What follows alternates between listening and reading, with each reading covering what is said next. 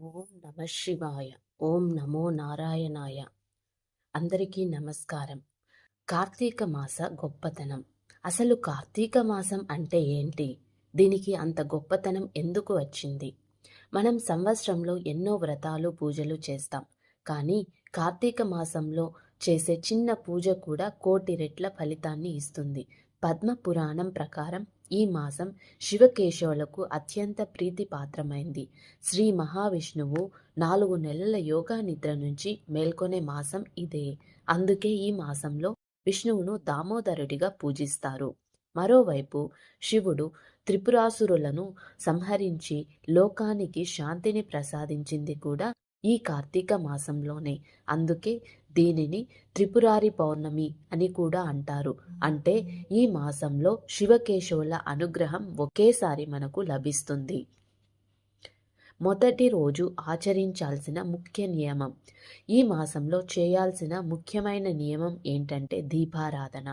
కార్తీక మాసంలో తెల్లవారుజామున నదీ స్నానం చేసి ఆలయంలో లేదా ఇంట్లో దీపం పెడితే ఎంతో పుణ్యం దక్కుతుంది. దీపం అనేది జ్ఞానానికి, వెలుగుకు సంకేతం. మనలోని అజ్ఞాన అంధకారాన్ని తొలగించే శక్తి ఈ దీపానికి ఉంటుంది. పురాణాల ప్రకారం కార్తీకంలో చేసే ఒక్క దీపదానం 1,00,000 గోదానాలకు, 1000 యజ్ఞాలకు సమానం. అందుకే కార్తీక మాసాన్ని దీపాల మాసం అని కూడా అంటారు. ముఖ్యంగా తులసి కోట దగ్గర, రావి చెట్టు కింద, ఆలయ గోపురంపై, నదీ తీరంలో దీపం పెడితే విశేష ఫలం దక్కుతుంది. ఈ రోజు నుంచే మీ ఇంట్లో ఉదయం సాయంత్రం దీపారాధన ప్రారంభించండి. మొదటి రోజు కథ. విఘ్నేశ్వరుడి పూజ. మరి ఈ పురాణ పఠనం లేదా కథాశ్రవణం మొదటి రోజు ఎలా మొదలు పెట్టాలి? మనం ఏ శుభకార్యాన్ని ప్రారంభించినా ముందుగా వినాయకుడిని పూజిస్తాం. అలాగే కార్తీక పురాణ పఠనాన్ని ప్రారంభించే ముందు మొదటి రోజు విఘ్నేశ్వరుడిని స్మరించుకోవాలి.